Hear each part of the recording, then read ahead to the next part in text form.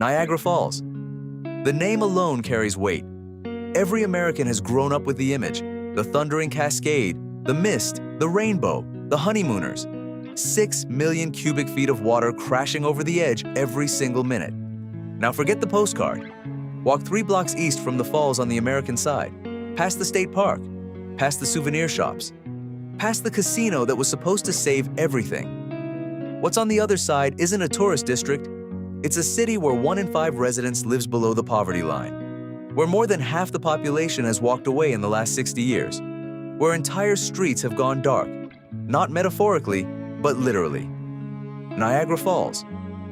New York draws roughly 10 million visitors a year, and those visitors have not saved the city. That specific reason, the financial mechanics behind why, is what this story is really about. If you want to understand how a place this famous ended up broken, you have to go back to when Niagara Falls was something else entirely. In 1885, New York State created the Niagara Reservation, the first state park in America. It was designed by Frederick Law Olmsted, the same man behind Central Park. 3 years earlier, the first hydroelectric plant at the falls had gone online, and cheap electricity began pulling manufacturers from across the Northeast. The city became an industrial powerhouse. By 1960, the population hit 102,394. Main Street and Pine Avenue were packed with foot traffic. After World War II, the tourism boom layered on top.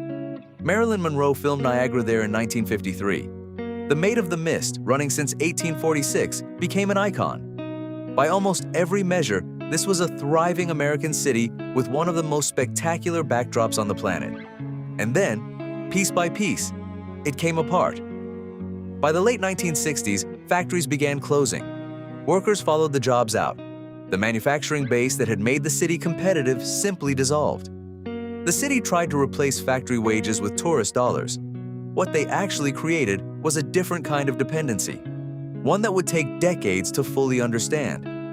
By 2020, the census counted 48,671 residents, less than half the peak, a slow bleed across 6 decades.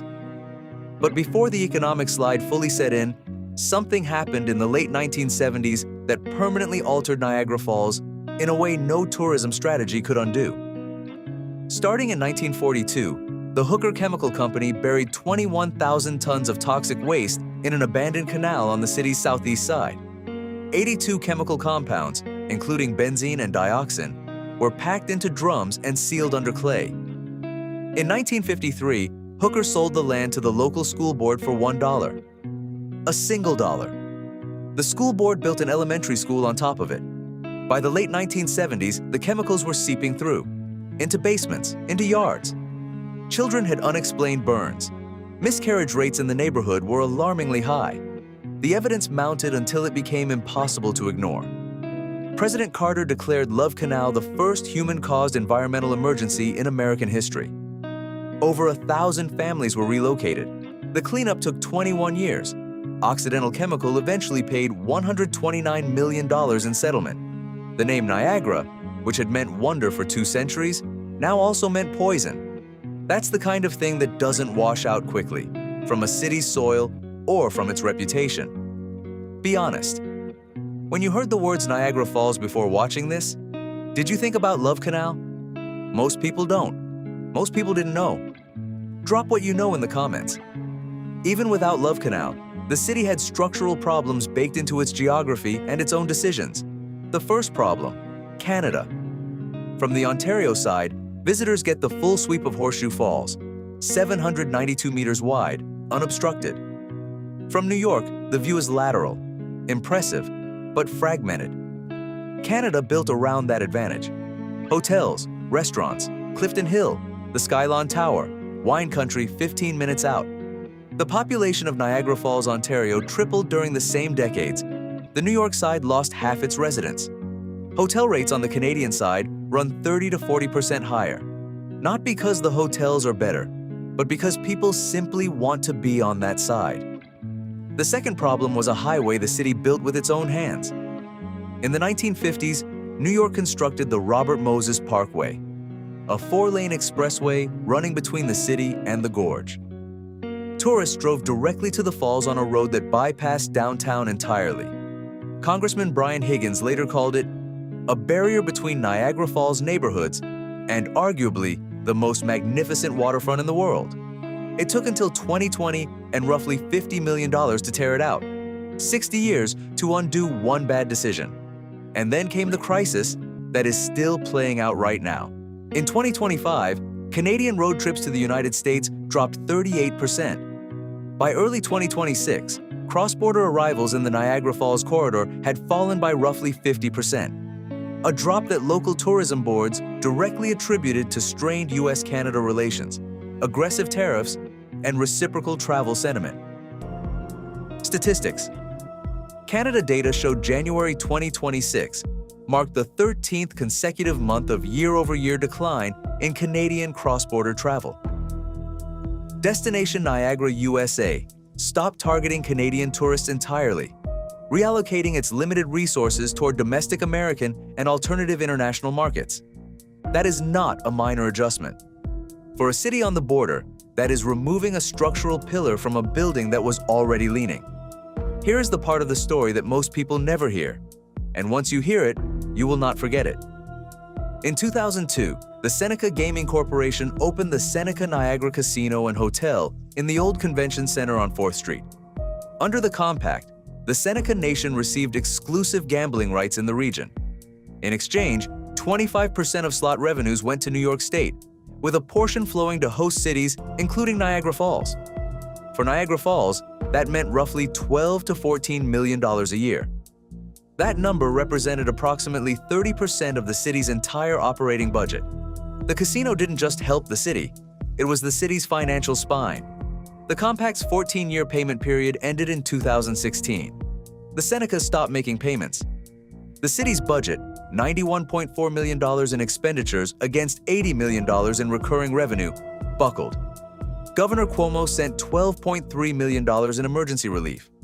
An arbitration panel sided with the state in 2019. The Seneca Nation began depositing the 25% slot revenues into an escrow account rather than paying New York directly. In March 2022, New York State froze the Seneca Nation's bank accounts. 3 days later, the tribe released $564 million. Here is where the story turns. On the exact same day that $564 million was recovered, Governor Hochul announced that $418 million of it, nearly 3/4 of the entire sum, would go toward a new Buffalo Bills stadium, 20 miles away. Niagara Falls got a fraction. City Councilman Chris Vocchio put it plainly. If you drive down Pine Avenue or up Main Street and look around, it is hard to imagine $564 million went through this community. Which side are you on here? Should that money have stayed in Niagara Falls? Or was the stadium deal defensible? Say it in the comments. I want to see where people land on this. The compact expired in December 2023. No new deal was reached. Payments went back into escrow. By late 2024, New York State stepped in to advance host cities their estimated casino revenue. But the underlying dispute remains unresolved. The city next to one of the most famous waterfalls on Earth is still, as of now, waiting to find out if it gets the money to operate normally. To be fair to the facts, the state park drew 9.5 million visitors in 2024.